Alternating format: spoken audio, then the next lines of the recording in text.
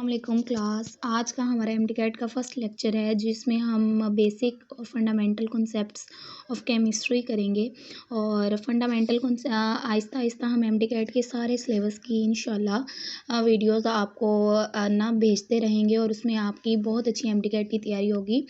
और आज का जो हमारा फर्स्ट जो टॉपिक है जो केमिस्ट्री का जो बेसिक्स है बेसिकली एटम। तो आज हम एटम और रिलेटिव मैसेस क्या होते हैं उसके बारे में डिस्कस करेंगे। तो आपको पता है कि जो एटम है वो किसी भी एलिमेंट या सब्सटेंस का सबसे स्मॉलेस्ट पार्टिकल होता है। मतलब कि जितनी भी चीज़ें हैं वो एटम के मिलने से बनी है और किसी भी केमिकल रिएक्शन में टेक पार्ट लेने वाला जो स्मॉलेस्ट पार्टिकल होता है किसी भी एलिमेंट का वो एटम होता है। आपको पता है सब एटॉमिक पार्टिकल्स हम उन्हें कहते हैं जिनके मिलने से कोई चीज़ बनी हो। जैसे कि एटम बहुत सारे सब एटॉमिक पार्टिकल्स के मिलने से बनता है। ज़्यादातर बच्चों को इलेक्ट्रॉन, प्रोटॉन, न्यूट्रॉन इनका पता है।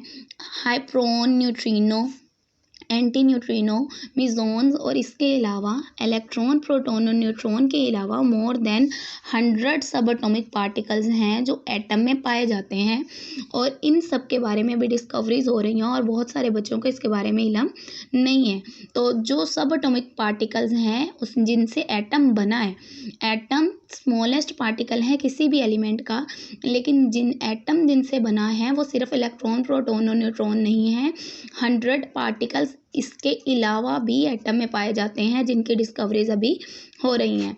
अब हम बात करते हैं कि एटम किस तरह जो एटम है वो किस तरह एग्जिस्ट करता है। तो एटम मोनोएटॉमिक फॉर्म में भी कर सकते हैं, मतलब कि एटम की फॉर्म में या मॉलिक्यूल। एटम्स आपको पता है एटम मिलते हैं तो वो मॉलिक्यूल बनाते हैं। तो एटम मॉलिक्यूल्स की फॉर्म में भी एग्जिस्ट करते हैं, जैसे कि hydrogen atom, oxygen atom, nitrogen atom. अगर हम पूरा ओवरव्यू लें इस मैटर के बारे में कि मैटर क्या होता है, तो मैटर में हमारे पास दो चीज़ें आती हैं, प्योर सब्सटेंसेस। उन्हीं प्योर सब्सटेंसेस में आगे हमारे पास एलिमेंट आते हैं कंपाउंड्स, और इसी तरह दूसरी तरफ मिक्सचर आते हैं। मिक्सचर और कंपाउंड के बारे में आपको पहले भी इंफॉर्मेशन होगी कि मिक्सचर ऐसी कम्बिनेशन है एटम्स की, ऐसी चीज़ों की कम्बिनेशन है जिन्हें हम फिज़िकल मेथड से अलग भी कर सकते हैं। और कंपाउंड ऐसी कम्बिनेशन है जिसमें हम केमिकली किसी चीज़ को कंबाइन करते हैं और उन्हें हम किसी सिंपल फिजिकल मेथड से सेपरेट नहीं कर सकते। तो मिक्सचर आगे से दो टाइप्स के होते हैं, होमोजीनियस मिक्सचर और हेट्रोजीनियस मिक्सचर, जिनकी कंपोजिशन यूनिफॉर्म रहती है थ्रू आउट। जैसे कि यहाँ पे हमारे पास एग्जांपल आती है एयर ब्राइन सोल्यूशन। आपको पता है ब्राइन सोल्यूशन NaCl का कंसनट्रेटेड सोल्यूशन होता है, ये बेसिकली मिक्सचर है। और उसी तरह हमारे पास हेट्रोजीनियस में आता है सल्फर और पाउडर इन वाटर, मिल्क। ये सारी नॉन यूनिफॉर्म कंपोजिशन के जो होते हैं ये हमारे पास हेट्रोजीनियस मिक्सचर हैं। इसी तरह हमारे पास बात आती है ये हेट्रोजीनियस मिक्सचर आगे से क्लोइड और सस्पेंशन बनाते हैं। और जो हमारे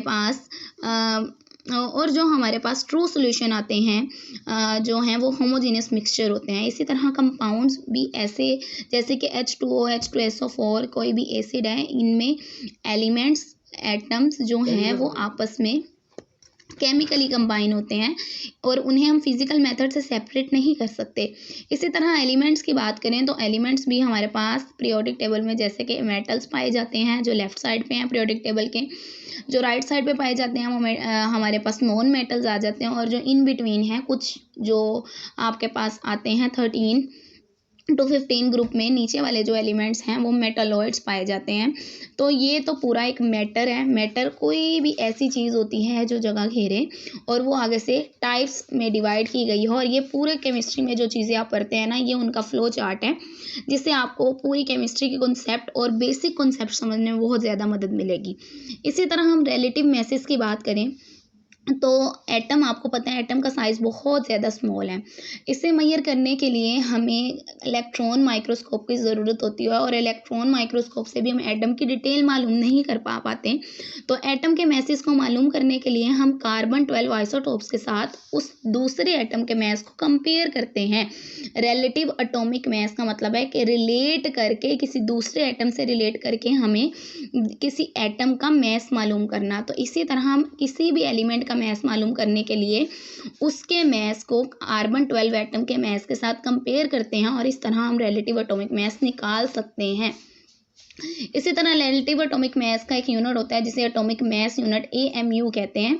और AMU जो है, ये जो रिलेटिव एटॉमिक मैस का यूनिट होता है, ये 1.66 इंटू 10⁻27 किलोग्राम और 1.661 इंटू 10⁻24 ग्राम के इक्वल होता है। इसी तरह आपको ये कैलोरीन का बताया गया है एग्जाम्पल के तौर पे, उसकी रिलेटिव अबंडेंस बताई गई है और इसका रिलेटिव एटॉमिक मैस बताया गया है।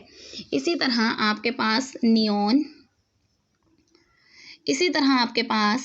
नियॉन और रिलेटिव आइसोटोप मैस ये और रिलेटिव मॉलिक्यूलर मैस और रिलेटिव फॉर्मूला मैस के बारे में आपको डिफरेंट चीज़ें बताई गई हैं। ये था आज का हमारा टॉपिक। उम्मीद है कि आप सबको टॉपिक पसंद आया होगा और अगर आपको कोई भी कन्फ्यूजन है तो आप कमेंट्स में बता सकते हैं।